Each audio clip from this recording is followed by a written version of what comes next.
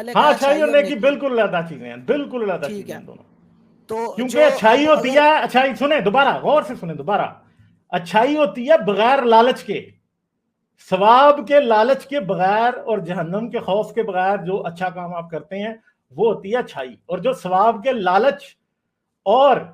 جہنم کے خوف سے آپ کرتے ہیں، اصل میں آپ اندر سے مکار ہیں، آپ اندر سے ایول ہیں، آپ 1 روپیہ بھی کسی پہ خرچ نہیں کرنا چاہتے، مگر کیونکہ آپ کو پتا کہ اللہ نے جو میرا ثواب کا بینک اکاؤنٹ کھولا ہوا ہے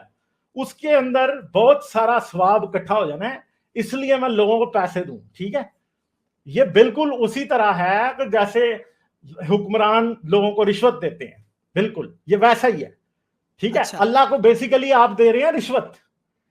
اچھائی وہ ہے جس میں اللہ کو رشوت نہیں دی جاتی یا اللہ سے اپنے آپ کو بچانے کی کوشش نہیں کی جاتی، آپ صرف اس بندے کا، اس جانور کا بھلا کرنا چاہتے ہیں جو ڈیزرو